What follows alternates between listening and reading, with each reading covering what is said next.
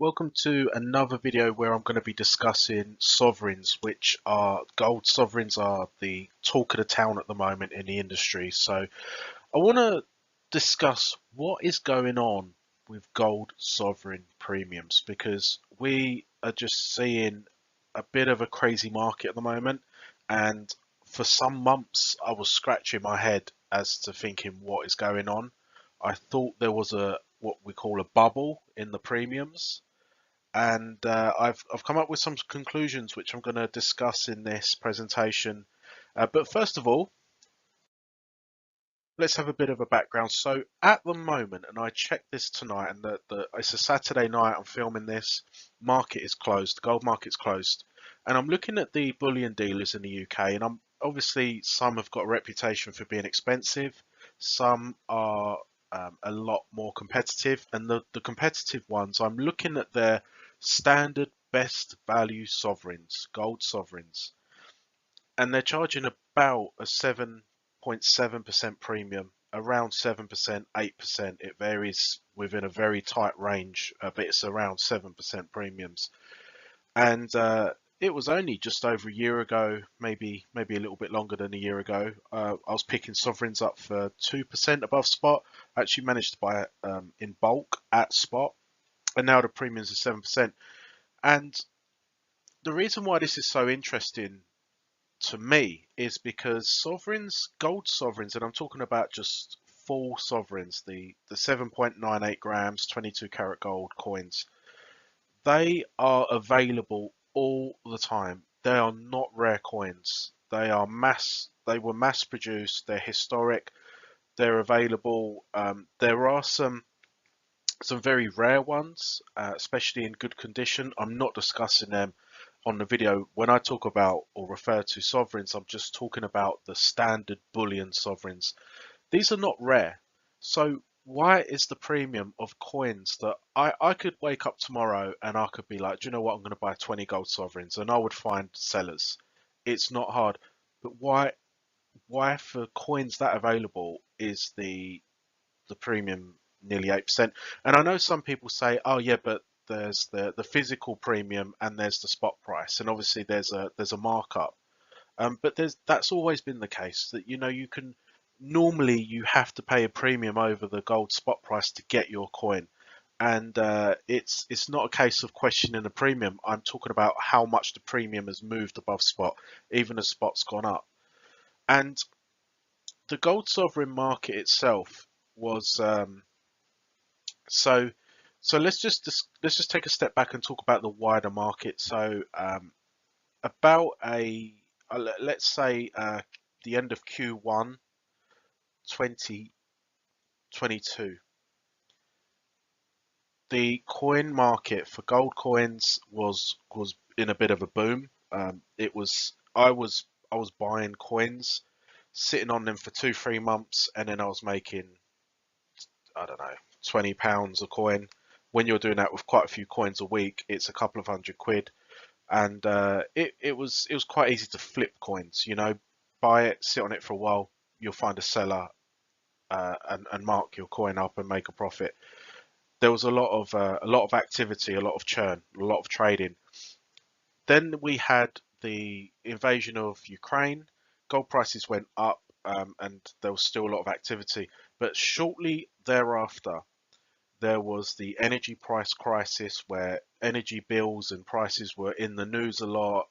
Inflation was going through the roof, and gold was actually coming down because a lot of the market expected that because consumer prices were high, central banks would keep increasing interest rates, and that would put pressure on bullion. And what we saw is that the coin market just cooled. Everything just cooled, and it went from feast to famine. No one was buying. It was so hard to offload coins, and the only time you could offload coins was by really reducing your premium.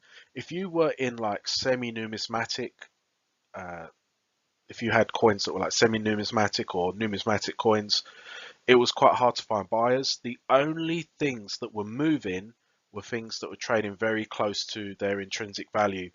And the way that I got through that period was dealing in sovereigns. I was selling full gold sovereigns at a couple of percent above melt value, and that was bringing in an income. I wasn't making much at all, but it was bringing in an income. That was the only thing I was able to sell. I had like Saudi Arabian gold guineas. I had Peru Una Libras. No one was interested because they are higher premium coins. People just wanted sovereigns. And then everything changed when um, Queen Elizabeth died, because at that time the Queen died, and we had Liz Truss as Prime Minister, and she announced a budget in the UK where they was going to cut taxes, and the market didn't like that. I actually think it was a good strategy to cut taxes. But what the problem was with the market is that they thought, well, it's fine to cut taxes, but you haven't announced how you're going to reduce your spending. So therefore, there was a bit of a run on the pound. The pound went down to, I think it made a new record low against the US dollar, and obviously it went down against gold as well. So at this same period, the Queen died, and we had this fall in the pound, and that caused a lot of people to go into gold, and specifically sovereigns, for a couple of reasons. Uh, I had some 2022 gold sovereigns. It was a special year. It had a different design on it, so it's a special year. And when the Queen died, I realised that that was probably going to be the last design with Queen Elizabeth on it.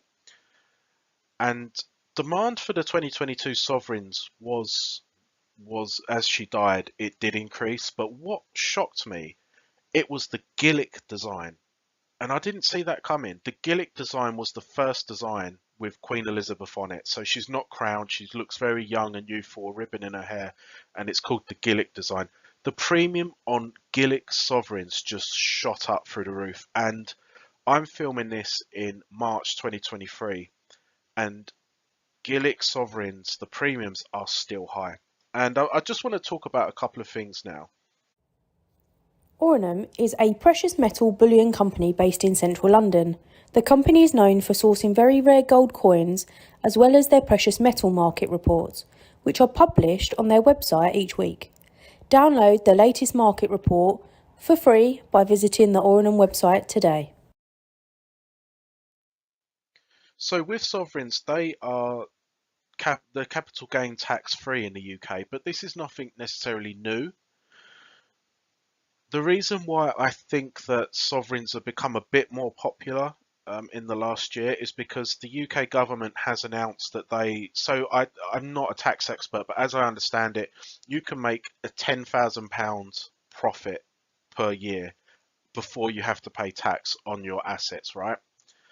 They are now reducing that to, I think they're reducing it to about 6,000, and eventually in a year or two, whenever, it's going to be 2,000. So people with a lot of gold and silver, if you make over £2,000 profit on your assets, then you should be paying tax on that. Whereas if you've got sovereigns, you don't have to pay tax. You can make £50,000 profit. The government they won't take tax off you because it's exempt.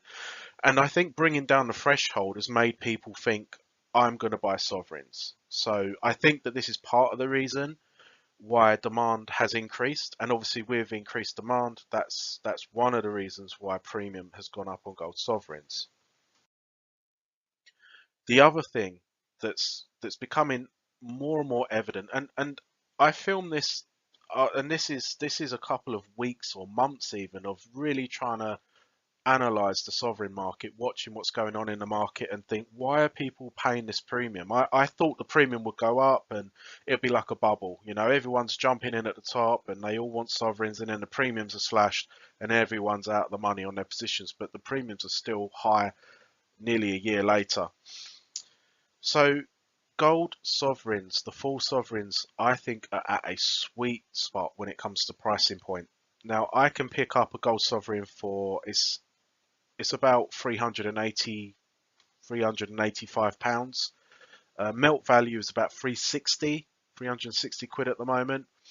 So when people that have, I don't know, let's say they're able to save a couple of £100 a month, there's potential that they could buy one gold sovereign a month and just buy a sovereign, and over time you'll have quite a nice chunk of gold, and it's well preserved wealth.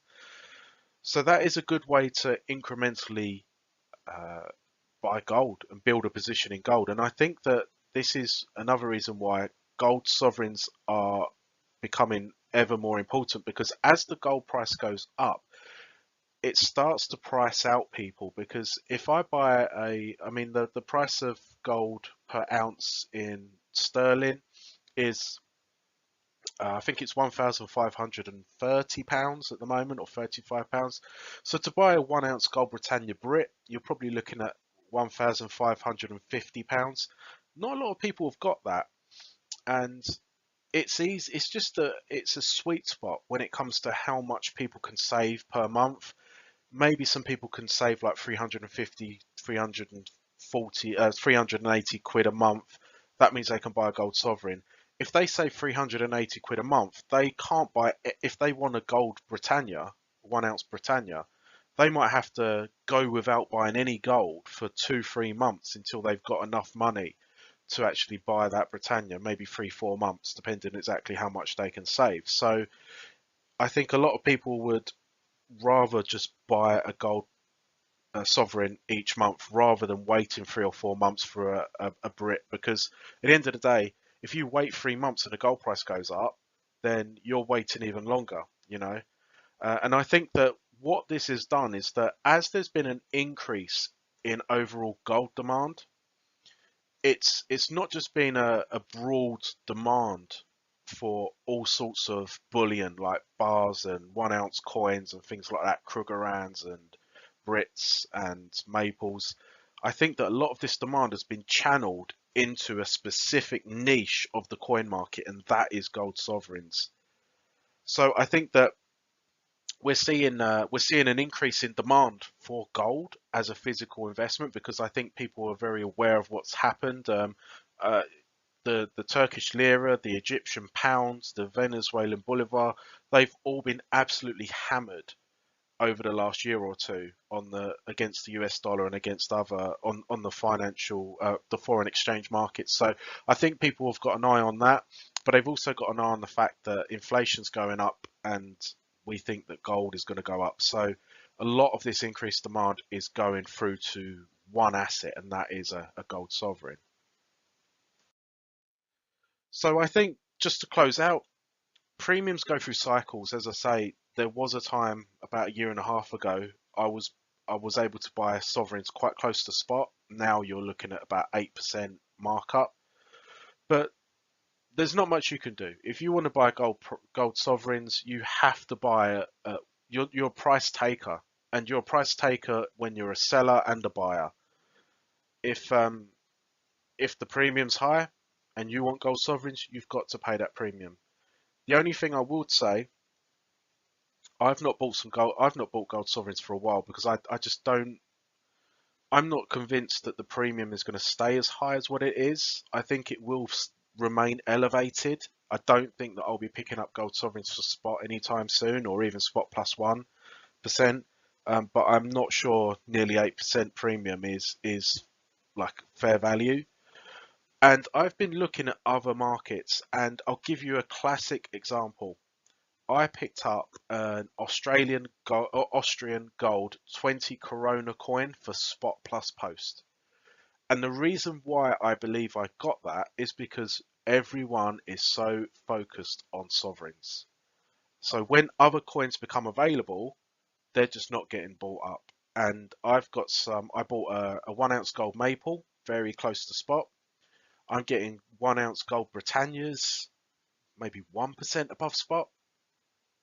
And that's where the bargains are, because everyone is just so fixated on sovereigns at the moment that when sellers come to market with other coins, they're not as popular, and the premiums reflect that, and that is where the bargain is. So I think that when you're seeing these cycles in premiums for gold sovereigns, and the premium goes up, maybe it's a time to think, well, I can take some profit off the table with some of my sovereign positions but let's buy some lower price gold premium, such as 1 ounce bullion bars, 1 ounce Brits, Krugerrands, things like that.